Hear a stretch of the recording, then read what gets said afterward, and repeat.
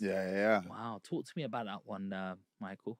It's a weird one because, and again, I don't want to appear to be making excuses, but I didn't feel myself. I'm gonna keep it very simple.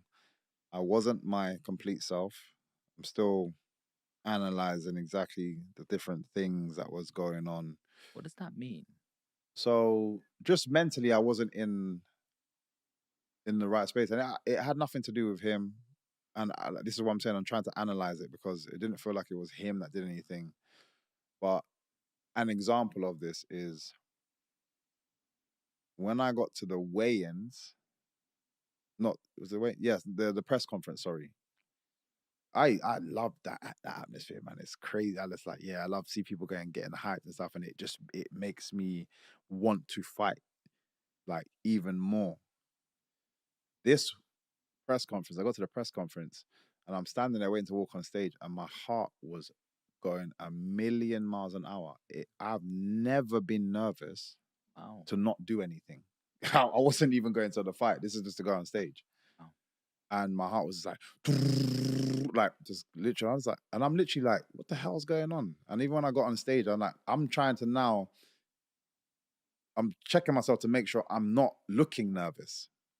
You know what I mean? Because I didn't want to give my opponent any energy that he feels like, you know what I mean, like he can use or.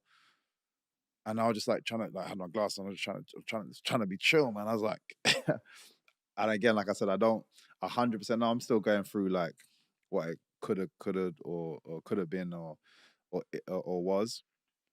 But like I said, I've just never been in that situation, and I've been in big shows and done big things my whole life. It feels like, but for What would you, some are reason, you saying anxiety? Are you I saying couldn't tell you. nervousness? I mean, because nerves can be good as well because it means you But care. that's the thing. My nerves are always the same. It's very it well, again, it's depends what you call it. The nervous feeling that people usually relate to nerves that happens to me is I just need to go to the bathroom. Hmm. Kid you not. And this happens every day in sparring as well. Like in the gym, the second my coach is like, "Oh, okay, pad up, we're sparring," I'm like, "Yep, need to go to the toilet." I don't know what it is. Like it's just something like I just want to clear. My body's just like, okay, empty the tank and then be ready to. I don't know Yeah, what it is, but that's the most I ever get for any form of nerves right. for anything. I've never had it where my heart felt like it was gonna like jump out of my chest, Wow, and this wasn't even for the fight. Like for the fight, I didn't feel that bad at all. wow. Okay. But the preparation to all of it, I think I just felt like I was overthinking a lot of stuff and da da da. So like I said, I'm processing that now. I feel like I'm getting to a few answers, but um, yeah, I just didn't feel like my whole self.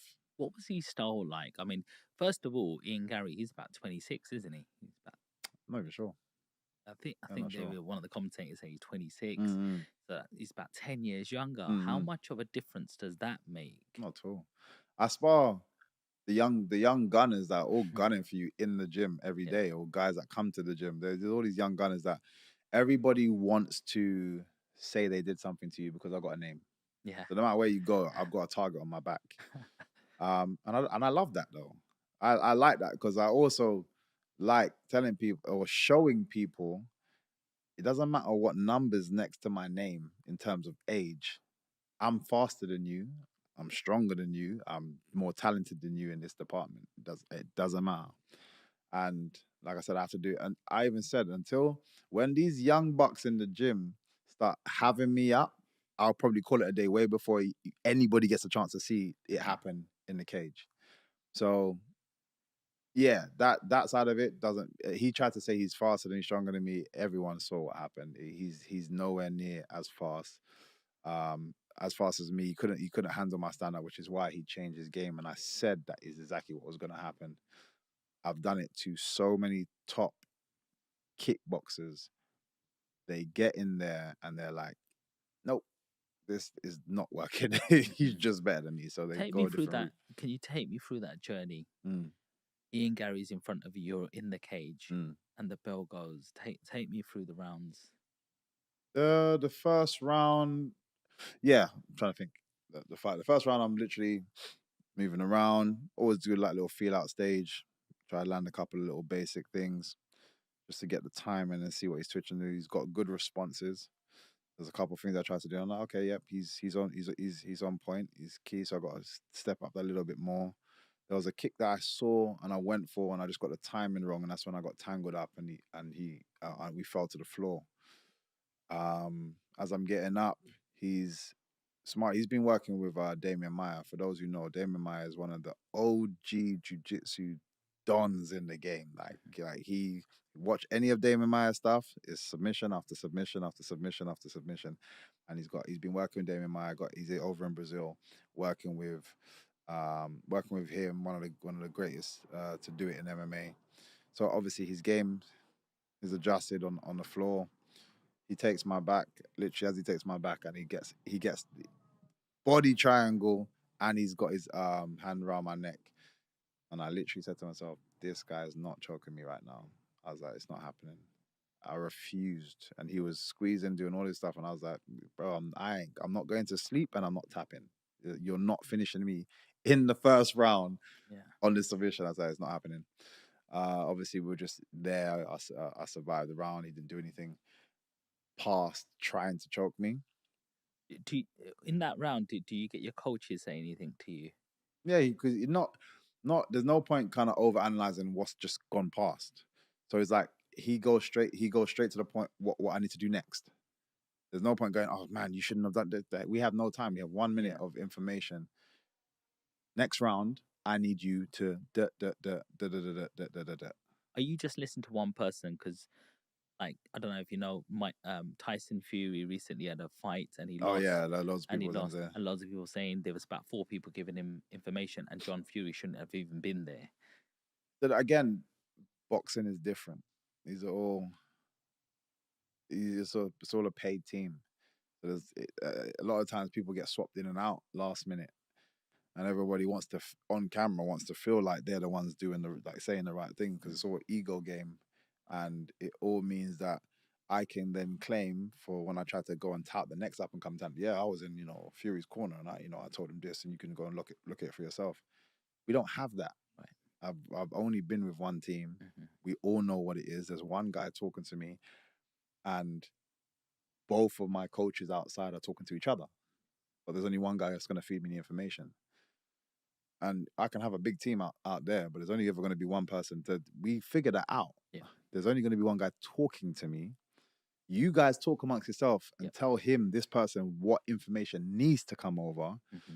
But again, in MMA, you got a grappling coach, and then you got a kickboxing coach, and you got this. But still, one person should feed the information, and you get that a lot where everyone's just like, and yeah, I don't agree with that. It shouldn't be done that way.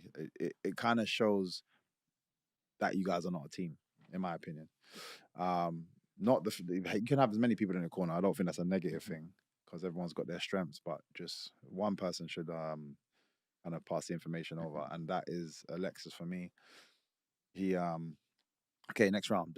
So next round comes out, and I'm just having him up. What are you thinking in your head when after being grappled like that in a triangle, or going into round 2? Are you like, I'm gonna get him now, or shit, or like, what's your feeling? Yeah, again, for me, it's a fight. I don't try to.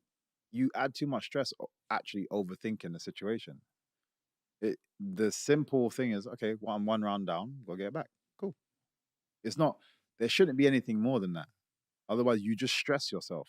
Do you not get embarrassed or anything when everyone's looking at you in the crowd and you think, they're not even there? They're not even there. They're only there when I need them. When I say when I need them, I need to get pumped up. Tune into them. Or you hear MVP. I'm like, yeah, cool. I'm good. And then lock back in. Yeah. Other than that, that's not important to me. They don't see what I have to put myself through every day to day. They can only judge me on this. So your opinion doesn't matter. I don't care. So go out there, next round, feeling good about myself now. Get back in. I'm gonna get this guy this round. Start finding the shots. I'm landing some nice shots, and he can tell he's now getting more and more frustrated. He's getting more and more tired. Come out, I win that second round. Third round, again, I just made some silly mistakes during the third round, but still was winning. And then made another silly mistake where I was by the cage, and I always do something there. I don't want to go into too many details, but when I'm by the cage, I did something that I don't normally do, and it got tangled up. He took my back again, and then just kind of stayed there.